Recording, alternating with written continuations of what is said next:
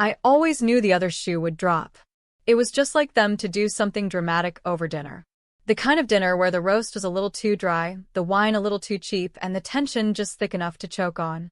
I sat across from them, forcing a smile, as Alyssa went on and on about eucalyptus steam rooms and Himalayan salt walls. Of course, she was glowing. She always glowed. Baby sister Alyssa, golden girl, dream chaser. Life gets hand-delivered on a silver tray Alyssa.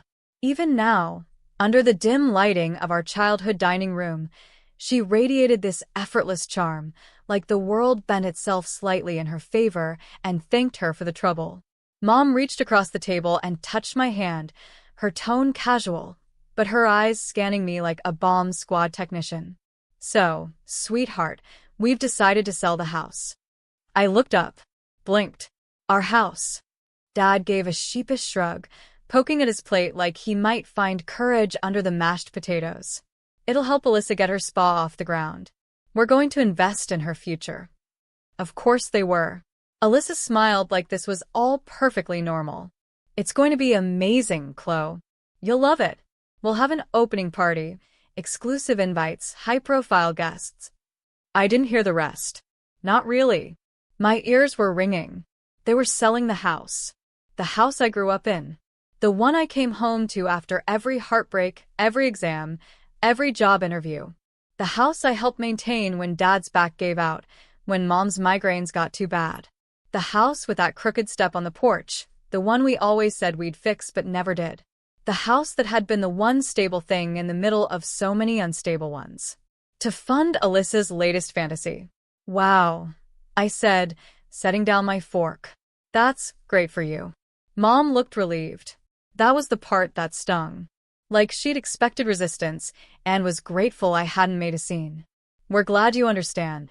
Alyssa beamed. And we were hoping we could stay with you for a little while. Just until the sale goes through and the spa is up and running. Of course. I nodded slowly, swallowing every ounce of bitterness that threatened to rise and expose me. Sure, I said. You can stay. For now. But as I cleared the dishes, my mind was already racing.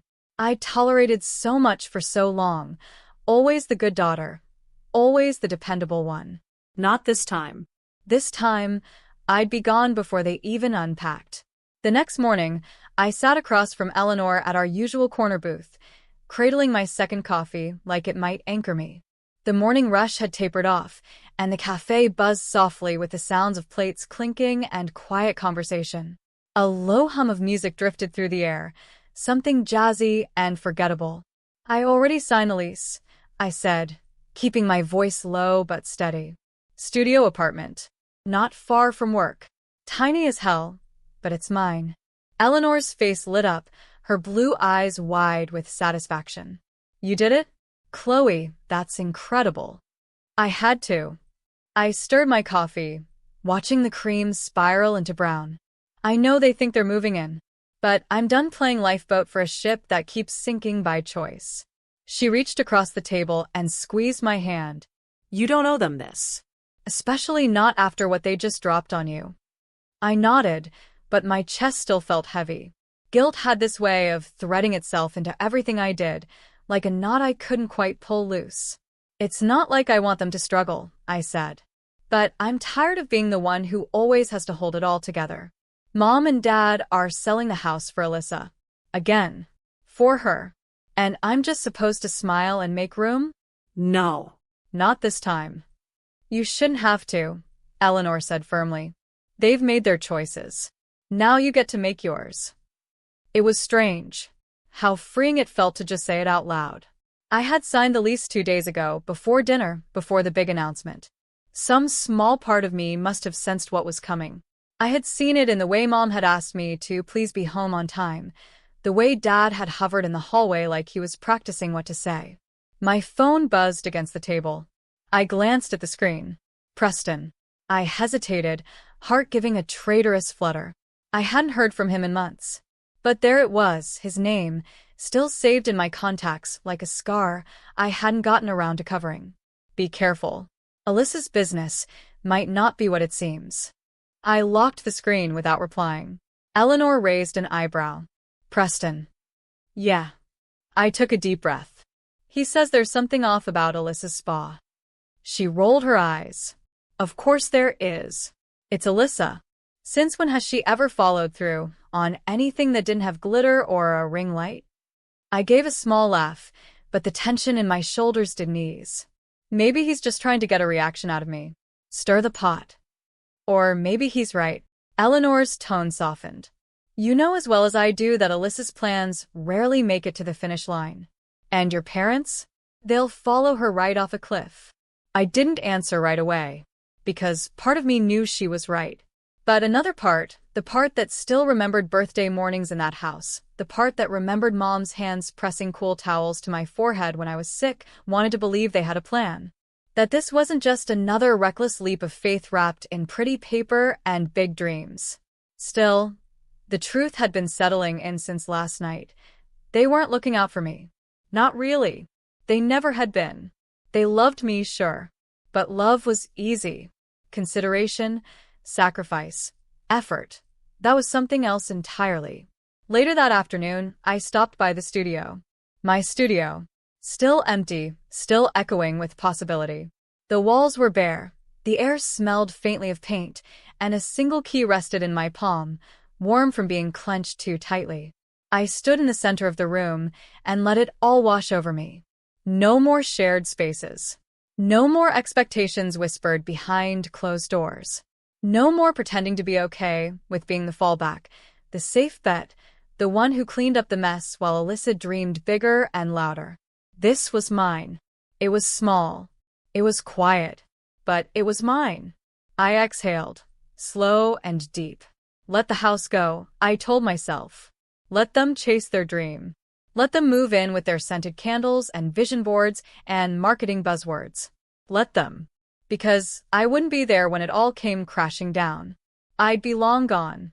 And for the first time in years, that thought didn't make me feel cruel. It made me feel free. He probably just wants an excuse to talk, I said, more to convince myself than her. I'm not letting him drag me into anything.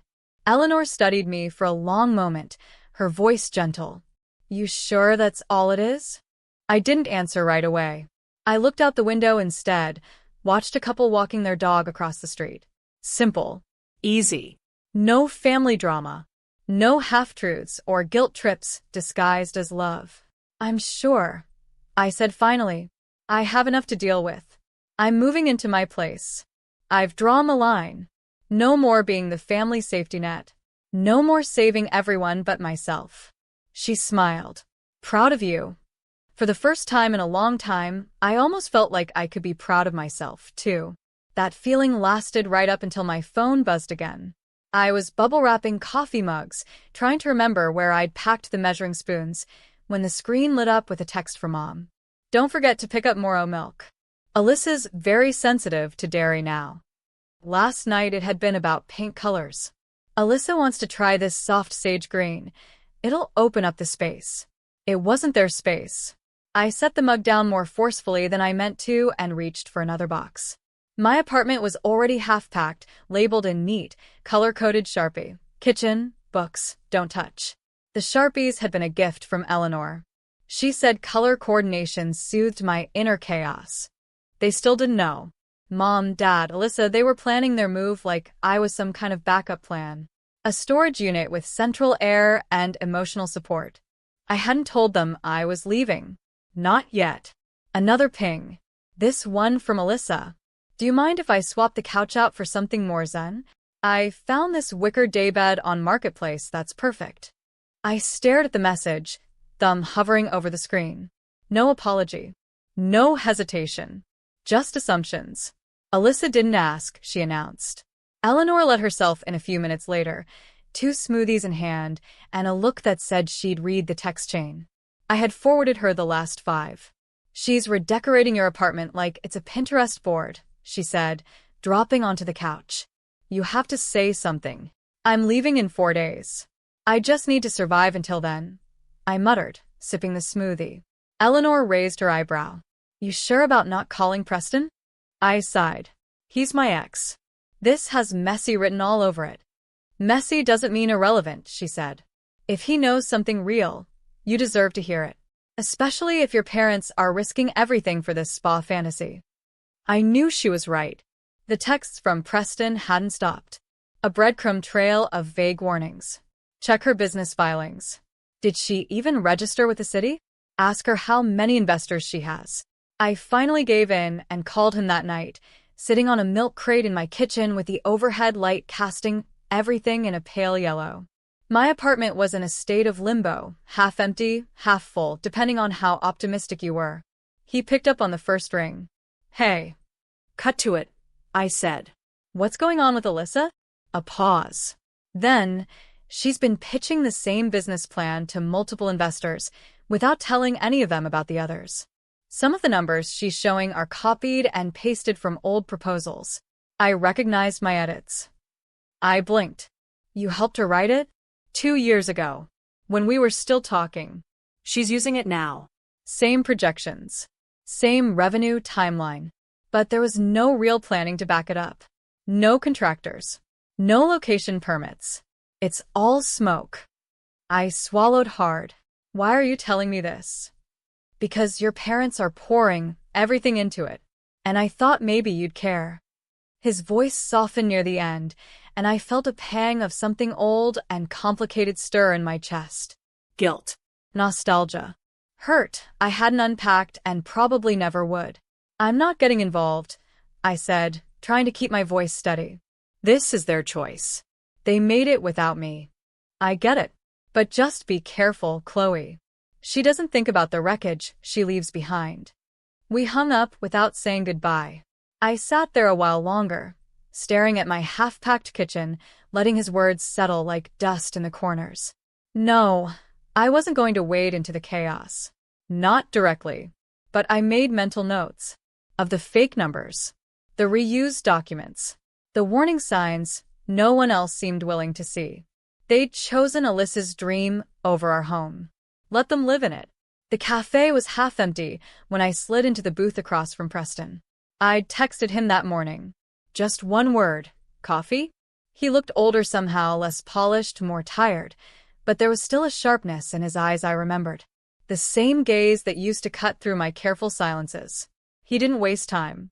She never really needed the money, he said, stirring his espresso with a kind of nervous energy that made the spoon clink against the ceramic. I frowned. What are you talking about? She's been getting small loans from friends. Family. People like me. 10 grand here. 5 there. Promises of buy-ins, of shares. None of it tracked. None of it reported. My stomach turned. Are you saying she's scamming people? I'm saying she's not being honest. Maybe she believes in what she's building, but she's cutting corners. Lying by omission. And now your parents are involved. They're too close to see it. I sat back. Everything in me wanted to scream. But I couldn't even say I was surprised. I'd spent a lifetime watching Alyssa dance through consequences like they were suggestions. Always a loophole. Always an excuse. I'm still not getting involved, I said, quieter this time. I know. He paused, then added, but if you change your mind, I saved everything. Emails. Texts. Proposals. I've got the receipts, Chloe. I left the cafe feeling like I'd swallowed a stone. That night, I didn't sleep much. I walked through my apartment, fingertips trailing along the half-packed bookshelves and labeled boxes. My life was in transit, caught between staying and leaving, between speaking up and letting it all fall apart. For days. I could hold out 4 more days. But the next morning, the locks clicked in the front door before I had my coffee. They were early. Surprise. Alyssa's voice rang out, cheerful as a bell. She stepped in with a designer duffel and a burst of perfume that smelled like jasmine and lemon lies. Mom followed, carrying a bag of groceries. Dad brought in a stack of neatly labeled bins. No one asked for permission. No one knocked. It was already happening. And I wasn't ready. Not to fight. Not to explain. Not to break their hearts. But I also wasn't ready to let mine get trampled again. I watched them move and like the space was already theirs, like I was the one who needed to adjust. And I realized something, watching Alyssa rearrange the throw pillows and talk about scented candles. They'd never see it coming. Because this time, I wasn't going to beg or explain or sacrifice. I was going to disappear. On my terms. He opened his laptop without much small talk. I've been compiling this for a while, Preston said, tilting the screen so I could see. Alyssa's business model isn't just unstable. It's a shell game. I stared at the spreadsheet. Tab after tab opened with different business names. Zen Aura Collective, Haven Wellness, Alyssa Living Company, each one cloaked in dreamy fonts and pastel color palettes, all with overlapping branding. Every pitch deck, every mission statement, every vague promise of holistic healing spaces and intentional self-care led back to one thing, her email. One woman, multiple identities. She rebranded 3 times in 6 months, Preston said, scrolling through logos. Every time an investor started asking too many questions, she changed the name, updated the website, scrubbed the socials. What about endorsements? I asked, still stunned. Fake. She listed names of holistic influencers whom I've never heard of. One of them blocked her on Instagram after she kept tagging them in promo posts. He flipped to a scanned document, a lease agreement. This is for the spa's supposed location. It doesn't exist. The address is an empty storefront owned by a bank. No utilities, no permits. Nothing's filed with the city. I leaned back, suddenly cold despite the warmth of the cafe. So, it's not just incompetence. It's fraud, he said. It's a Ponzi scheme. She uses new investor money to pay off the old ones when they start asking questions. I don't even think she knows how deep she's in anymore. She's just floating forward on denial and charm. My phone buzzed. A text from Eleanor. Check this out. It's happening. I clicked the link she sent. The page took a long time to load, like it was holding its breath. Local entrepreneur sued for fraud by former investor. The article was short but damning. A man named Glenn Winters was taking legal action against Alyssa for misrepresenting her business and failing to return over $40,000. His quote was blunt. She promised returns that were never possible. I was sold an illusion. I showed it to Preston. He just nodded. That's the beginning. I didn't know what to feel. Part of me wanted to laugh. Part of me wanted to cry. Mostly, I just felt numb. Later that night, I drove to my parents' place. Their living room was already half-packed, the once cozy space now filled with boxes labeled spa equipment and linens, like they were preparing for a pilgrimage to some promised land. A new beginning, they thought. I didn't sit down. Alyssa's being sued, I said. For fraud. It's real. You can still pull your money before it's gone. Mom blinked like she hadn't heard me correctly. Dad's mouth tensed into a line, but he said nothing. A bitter ex, Mom said after a beat. That's all it is. People don't like to see a young woman succeed. They want to tear her down. You think success looks like fake addresses and lawsuits? I asked, my voice sharper than I intended. She has no business. No team. No permits. Just lies. Dad finally spoke. She said you'd try to sabotage her. That you never believed in her from the start. I stared at them both, stunned. You think I'm the problem? Mom stood, her voice rising. You've always been jealous, Chloe. Always. Just because she's not like you. She's nothing like me, I snapped. Because I don't build my life on lies and expect everyone else to pay for them. There was silence. That thick, sticky kind that fills a room like smoke after something burns too long. I looked at the photos still hanging on the wall. A family vacation to the beach. Alyssa's graduation. My 8th birthday, before she was old enough to outshine me in every room. I took a breath, steadying myself. I'm not here to argue. I'm not here to save you. I just thought you should know before it gets worse. Mom's expression didn't change. Dad looked down at his hands. Alyssa's name hung unspoken in the space between us, still somehow protected. I turned and walked out. They'd chosen their side a long time ago. And this time, I wasn't staying to watch it fall apart. The next morning, I met Vince Dixon at a law office downtown. The building was cold and modern, all sharp angles and polished metal. Vince himself was nothing like I expected. Tall, composed, the kind of man who wore a plain gray suit like armor. His handshake was firm, his eyes clearer and sharper than any lawyer's I'd met. "Thanks for coming," he said, guiding me into a private conference room. A thick file sat on the table between us. "I know this isn't easy." "I'm not doing this for revenge," I said, sitting down. "I just wanted to stop." He nodded. "That's why you're the right person." Vince opened the file. Inside were documents, photos, and email printouts, evidence laid out like a blueprint. A history of deception, meticulously documented. Paper trails and digital fingerprints Alyssa probably thought she had buried. "This isn't the first time she's done it," he said. 3 cities in the last 5 years. Same story. Same formula. Luxury wellness startup, vague spiritual language, and investors promised insane returns.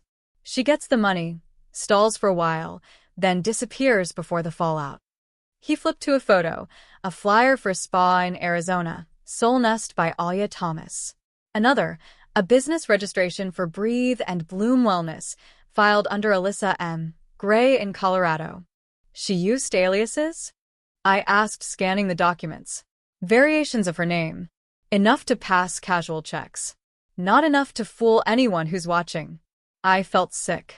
Not just from what she had done, but from how easily everyone, myself included, had let her do it. How willing we'd all been to believe in the glitter instead of the grit. "She targets people who want to believe in something better," Vince continued. "People like your parents. People who see her light and ignore the shadows behind it. She's good at making herself the dream," I whispered. "Yes." "Until it collapses." I sat in silence for a while, flipping through copies of email threads, screenshots of wire transfers, digital flyers, and canceled leases. Alyssa hadn't just lied. She'd built an entire world out of fiction and invited people to live in it, until it cost them everything. "What do you need from me?" I asked. "Testimony. Anything you can share? Past behavior. How did she get your parents involved? Anything that shows a pattern." I nodded slowly. "I'll give you everything I know." He closed the file and gave me a long, appraising look. "You don't have to carry this, you know. Her choices aren't your fault." "They used to be," I said. "Not anymore." By the time I left the office, the sun had started to set, streaking the glass towers around me in gold and rose. I felt like I'd just stepped through a doorway, one that didn't lead back. Back at my apartment, the final boxes were taped shut. The lease transfer was signed. My new place had clean white walls and a wide window that faced east. I stood in the middle of my living room, what used to be my living room, and took one last look around. The couch Alyssa wanted to replace. The walls she wanted to paint sage green. The air that still held the faint scent of lavender and quiet resolve.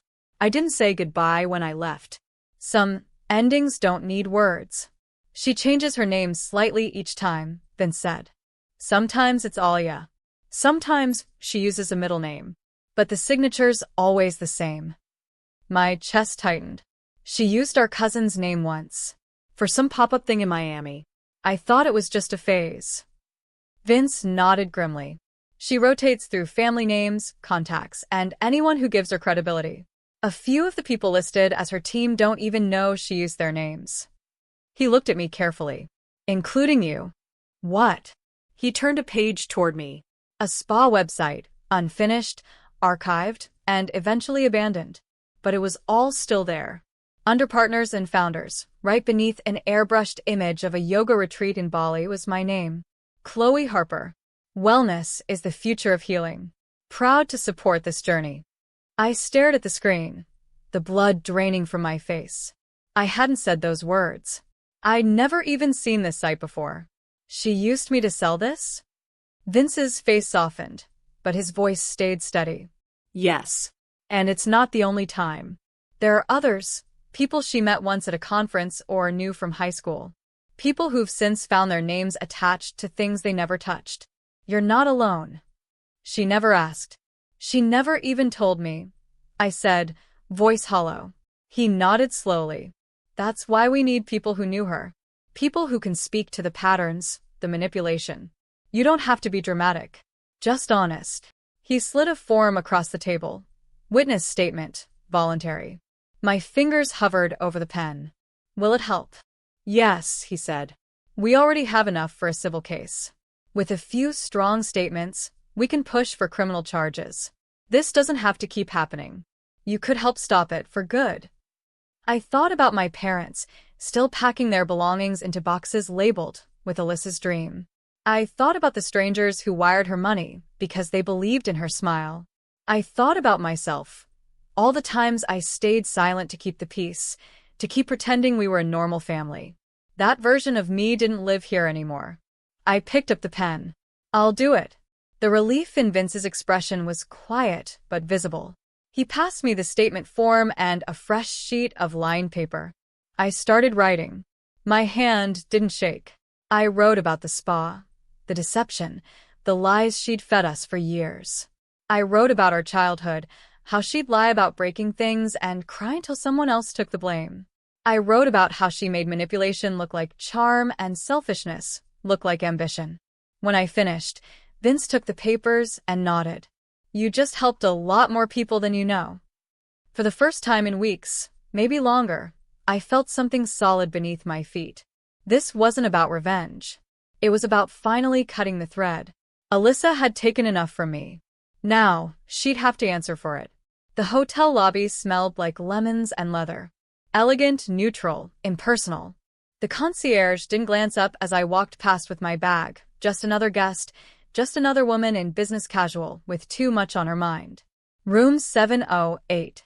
That's where Vince said she was. Someone tipped them off. Alyssa had checked in under the name A. Thomas, paid in cash, and left no forwarding address. She was trying to disappear, but not fast enough. I took the elevator up alone. My hands were steady. My thoughts were quiet. Somewhere between signing that witness statement and pressing this button for the 7th floor, I had stopped being afraid of her. I knocked. Nothing. Then the door opened an inch, and the chain was still latched. Her face appeared in the gap, pale and panicked. Chloe, you going somewhere? I asked. Or just running like you always do? She hesitated, then closed the door long enough to unhook the chain. This isn't a good time. It never is.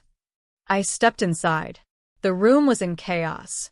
Clothes stuffed haphazardly into suitcases, bottles of essential oils rolling across the dresser, toiletries jammed into a zippered pouch. Her passport sat open on the nightstand. A printed boarding pass lay beside it. You're making a mistake, she said, backing up, voice already rising. You don't understand what they're doing to me. No. I cut in. You don't get to flip this around. I know about the fake leases. The phony names. The website where you used my name. The investors you lied to in 3 states. Her face froze. For a second, I saw something real. Fear, maybe. Or just the moment before the mask returns. You have no proof, she said quickly. I pulled out my phone and hit record, holding it up between us like a barrier. My voice stayed calm. So tell me again how Soul Nest, Haven Wellness, and Alyssa Living Company aren't the same thing? She blinked. I stepped closer. Tell me again how Glenn Winters is making it all up. Or how Vince Dixon's file is just a coincidence. Tell me how you didn't use our cousin's name in Miami, or sign a lease on a building that doesn't exist. Silence. Then she laughed. It was short and bitter. You always were jealous. I was building something, and you couldn't stand it. By scamming people? It's not a scam, she said, her voice rising. It was just flexible. Not everyone understands how business works. I kept my phone steady. Say that again. Her eyes flicked to the door, then back to me. She looked like she was calculating something. Whether she could spin this. Whether she could still run. People believed in me, she said instead. You think that just happens? I built something from nothing. You built it from other people's money and stolen trust. She moved toward her bag. I didn't stop her. I didn't need to. It was already over. You're not walking away from this, I said, quietly now. This time people are watching. Alyssa didn't answer. She zipped her bag in one hard motion and sat down on the bed, staring at her passport. I didn't mean for it to go this far, she said finally. I just needed it to work. So did they. She didn't look up. I ended the recording, slid my phone into my coat pocket, and walked out without another word. 2 days later, Eleanor met me outside my new apartment. The building was older but charming, with ivy crawling up one side and a fire escape that rattled when the wind picked up. "You okay?" she asked, handing me a paper bag with takeout and a bottle of wine. "I think so," I said. "We'll see." She followed me inside, pausing to admire the high ceilings and the smell of fresh paint. We sat cross-legged on the floor with our dinner spread out between us, like we had in college. "She tried to run," I said after a while. "I figured." Eleanor opened the wine. But she didn't get far. "No. She won't this time." Eleanor raised her glass. "To choose ourselves." I clinked mine against hers. "To let go." Outside, the sky was fading into a deep, quiet blue. I didn't know what would happen next. Maybe the case would drag on. Maybe there'd be appeals, excuses, more drama. But I didn't care. For the first time, Alyssa's chaos wasn't mine to clean up. I was done with silence. Done with guilt. Done being the backup plan in someone else's story. And this time, I wasn't walking away, I was moving forward. She stepped forward, eyes narrowing like a storm closing in. "You're not better than me, Chloe. You just gave up. You always do. You never had the guts to dream bigger." I opened my mouth to respond, to finally say all the things I'd never dared to say over the years of being overshadowed, but I didn't get the chance. There was a knock at the door. "Police." Alyssa's head snapped toward the sound, panic blooming across her face like ink in water. No, wait." I moved to the door and opened it without a word. 2 officers stood outside, badges already visible, one of them holding a tablet. "Alyssa Harper?" the taller one asked. She didn't answer. She ran. She got one step, barefoot, hair flying toward the window, and then they were on her. Quick, practiced. The cuffs clicked into place before she even screamed. She thrashed, yelled, and tried to twist away. And then she screamed my name. "Chloe, please. You don't understand. This wasn't supposed to happen." I stood still. My phone, still recording, sat cool and solid in my palm as I watched her disappear down the hallway in handcuffs. That night, I sat across from my parents at their half-packed dining room table. The same table where this had all started. The dinner, the announcement, the wine we pretended to like. The place where I first felt the floor starting to give. I didn't speak. I didn't accuse. I just pressed play. Alyssa's voice filled the room. "It's not a scam. It was just flexible. Not everyone understands how business works." My parents didn't interrupt. Mom sat with one hand over her mouth. Her other hand clutched the corner of a box labeled herbs and tea lights, like it was a lifeline. Dad stared at the table, his face stone still except for the twitch at his jaw. When the recording ended, there was a long silence. Then Mom spoke, her voice small. "Oh God." "I didn't want to believe it," Dad said quietly. "I thought she just needed support." "She needed consequences," I said. "And now she's going to get them." No one replied. No one argued. For once, there were no excuses, no defensiveness, no talk of how she meant well. Just the weight of reality and the long-overdue understanding settling like dust on the hardwood. And for the first time, they saw her the way I had all along. 2 days later, the news broke. Alyssa Harper escapes police custody during a hospital transfer. The article was short but sensational. A sprained wrist and a distracted guard, just enough of an opening. Just enough chaos. They described it like a movie. Wellness guru turned white-collar criminal evades law enforcement. I didn't flinch. I didn't cry. I sat at my tiny kitchen table in my new studio, calmly stirring cream into my coffee as sirens blared in a different part of the city. I wasn't afraid. I knew she'd try something. She always did. But this time, no one was waiting to catch her. That afternoon, I sent my parents an email. No emotion. No accusations. Just numbers. Line by line. Every dollar I'd covered over the years. The rent I paid when Dad was out of work.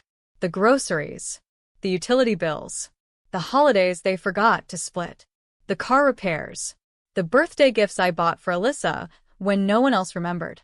At the bottom I wrote, "This is not a request for repayment. It's just a record of the cost. I won't carry it anymore." They replied a few days later. Mom sent a long, rambling paragraph about being blindsided and wanting to rebuild the bridge. She called it a time of reflection. Dad asked if they could stay for a bit while they figured things out.